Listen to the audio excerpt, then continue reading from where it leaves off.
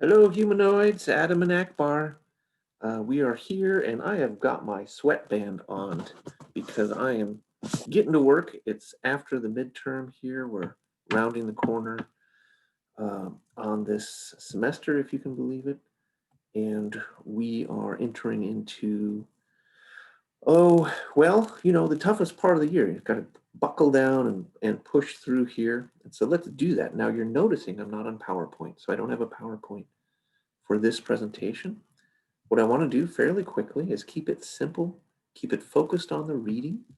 This lecture is designed uh, specifically just to walk through this Brandt article, Racism and Research, the case of the Tuskegee syphilis study, that I have assigned for you to read. So I'm hoping that this lecture, I just outlined the article. I hope that it is helpful for you in studying this super important case study in the ethics of science. So also, before I forget, and I'm going to post these notes for you, this film, Miss Evers' Boys, is fantastic. I've showed it before in my classes, and if you get a chance to check it out, I recommend. It is uh, it is the story of the Tuskegee syphilis told through the eyes primarily of a nurse who was involved with it throughout almost the entire time. Fantastic film. This is a tough article to read, and it's a tough chapter in our history, but it's important to reckon with it. So uh, let's walk through this and just get what happened and think about the ethics of this. So that's the purpose of this article. I want you to know something about this Tuskegee syphilis study um, for its in its own right. It's important to know about, but it also raises questions about justice with research involving human subjects. So that's point one. That's what we're doing. Okay, let's jump down to point two here. Uh, one thing to say before we get into the article itself, just remember, we've talked about this briefly. Before the public discovery of the Tuskegee syphilis study, there was a lot of discussion about the ethics of research with human subjects, and it was a discussion that started in a big way with the Nuremberg trials after World War II. But there was in the US a feeling of American exceptionalism, that we would never succumb to such immoral, unethical practices. Well, guess what? Not only with Tuskegee, but with other cases, there was widespread immoral practices going on with the research with human subjects. After the discovery, we know that Tuskegee's study is what led most directly to the Belmont Report, which remains the landmark framework through which we think about the ethics of research with human subjects in this country. So the Belmont Report came out of this. But also, I wanted to emphasize here, the Tuskegee study is an important chapter in our nation's reckoning with systemic racism. So here we've got the ethics of science intersecting with questions about racism and racial justice in our country. So again, why it's one of the reasons why it's so important. Okay, now the rest of this, and I'm going to post these notes for you. So this is me talking them through, or you can just read them through, however you study best. And again, I'm trying to model for you what I think you should be doing whenever you have something you're reading in college is make an outline of it. This one's fairly detailed. You don't always have to do it at this level, but I think it's good when you read something, have a way that then afterwards you can say, what were the main points of that, right? So that you're not just reading it, but you're comprehending it. You're weaving it into your sense of self, and you've got the basics of it, the gist of it, in a way that you know it, right? Okay, so here's my outline. It comes in 5 parts. I'm just mirroring the 5 parts of the article. The basics of the study: 400 men and eventually 200 controls were in rural county in Alabama to study the etiology of syphilis. That's the progression of this disease, right? And it took place from 1932 all the way to 1972. And it was a US government funded and conducted study, okay? HEW would later become HHS, Health and Human Services. Okay, so the acronyms have changed over time. Penicillin was withheld, and they don't actually know how many people, between 28 and 100 of these men, died from syphilis. In 1972, an HEW review found this to be ethically unjustified, quote, but Brandt, who's this medical historian at Harvard, says that review is not sufficient. That language isn't strong enough. And it didn't understand how Tuskegee worked, and it didn't understand or make clear the racist beliefs driving it, right? So that's why he wrote this article. Okay. And that's what he gets at right away. So part B, here we are, part B, racism and medical opinion. Okay, so he's trying to put this in the historical context in a way that that report, government report, didn't. And what he notes is that Darwinism had become this new scientific justification for racism, or what we might now call white supremacy. I put that in parentheses because that's my own words. It wasn't in the article.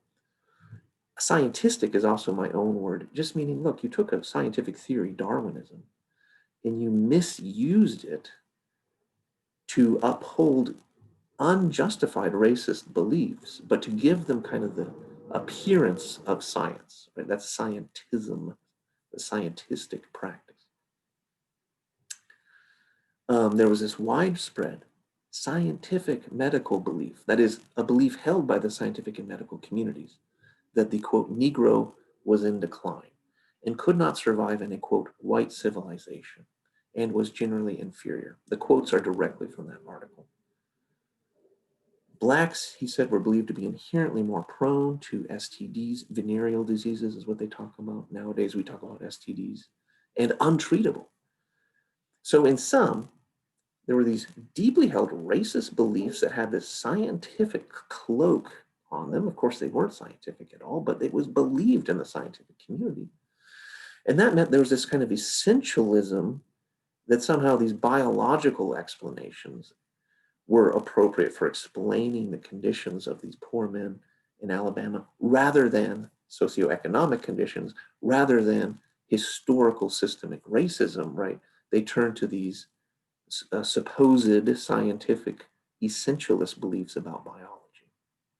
Okay, that's the key that Brandt wants you to get out of this. Now, the origins of the experiment. See, 1929, this is something I didn't know until I read this article. There was a prior study on the prevalence of syphilis among Blacks that showed the possibility of mass treatment. But in 1932, when this study started, they totally ignored and discounted the conclusions of that previous study. They worked on their presumptions that treatment just wouldn't work among the Black community. And they saw this as a rare opportunity for a, quote, study in nature to simply monitor the progress of the disease. In other words, they weren't going to provide treatment at all. That's the most unethical thing about it. Because at the time, here we are, there was a standard of care. There were existing treatments. They weren't great necessarily, but they were much better than just letting the disease run its course. So there was no justification for a study that didn't involve treatments. Okay, that is key. Nonetheless, racist views held that the treatments wouldn't work, and so that non-treatment became the self-fulfilling prophecy. Simply by saying we're not going to treat them, they didn't get treated, right? Not because the men didn't want treatment or seek out treatment. Okay. Part D was the longest one, I think, selecting the subjects. So these assumptions, like we said, were wrong, but they operated on them for years, for decades. Most significantly, the scientists lied to the research subjects. Bottom line, that led them to believe they were receiving treatments when in fact they were not. Even the diagnostic spinal tap, painful procedure, which is just to diagnose syphilis, not to treat it, was misrepresented as a treatment. Quote, the men participated in the study under the guise of treatment. The study was continued in 1933, and of course it was continued many times after that, with the hope of following the natural, untreated men until they died and an autopsy was performed to examine the impacts of syphilis on the internal organs. These men were simply being used. Now, this required more than deception about treatments that they never in fact supplied. They were providing these tonics, and they said these are treatments, but they weren't. They also were induced, the men were induced with these promises to pay for funeral expenses, which was very important for them and part of their culture. This is when it got really hard to read. The article shows how the study coldly noted the deadly consequences. This was from one of the doctors involved. We now know that we have shortened their lives. They just noted this. Here's what I think. They lied to these subjects, okay? Point one, that's kind of the heart of what was wrong about it. But point two, they consistently worked to ensure their subjects didn't receive therapies. They didn't receive treatment. They made sure they didn't get treatments. They asked local doctors not to treat them. They warned the Alabama Health Department not to interfere in their experiment by treating the men. And even when the men were drafted to serve in the war, they got them exempted from the treatments that everybody else was getting as part of the draft process. It's amazing. Some men got some treatment, and you know what? Rather than saying good for them, of course, they lamented the fact of the scientists involved and worried that it would interfere with their study. So they decided to continue the study in the 60s, all the way to 72. This article doesn't talk about it much, but there was a kind of whistleblowing press, the muckraking journalism to dig up this study. And it did finally come to light, and it was a big deal when it did. And it led to congressional testimonies and, of course, the Belmont Report. Another thing it led to, and this is the last section, is this report, again, that the government conducted that did conclude it was unethical, but Brandt says that's not nearly strong enough. And I think you can see why. They lied to the men straight up.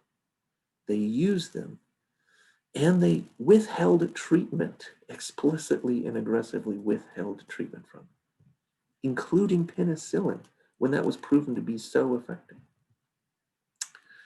So the report found it unethical due to a lack of informed consent, but Brandt says no. That is a gross underestimation of the moral wrongs involved here.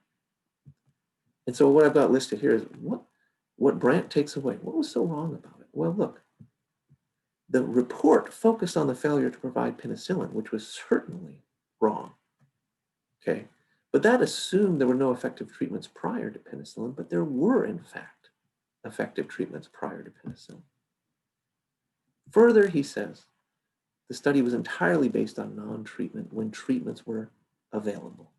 To give treatments would have violated the rationale of the study, and whenever that's the case, you have something that's inherently unethical going on. Again, if you're studying a disease and there is a standard of care already, right? If there's a treatment already, even if it's not very good, and that's the reason you're studying the disease to try to find a better one, you need to give research subjects that standard of care. You need to see if yours can outperform the standard of care, right?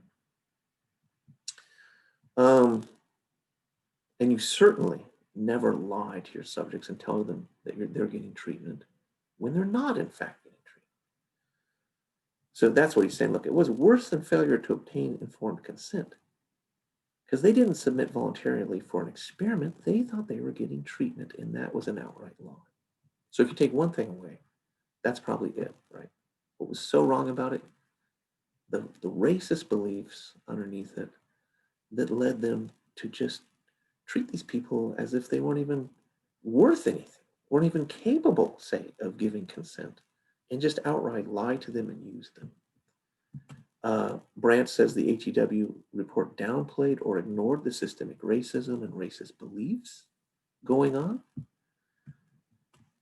One thing to think about is it also jeopardized the health of the entire community because they allowed syphilis to continue with these men unchecked when they could have had treatments that would have protected not just the men, but also everybody in that community. The study also showed, this is the last kind of takeaway, he says, the problem with scientific professional self-regulation. You leave it up to the scientists to police themselves. Well, no one seriously ever reconsidered the ethics of this study for 40 years. That's a problem, all right? That, in other words, you need some sort of government, regulatory oversight. You need some formal mechanism to ensure that whatever's going on in the scientific community is ethical. And it just was absent here.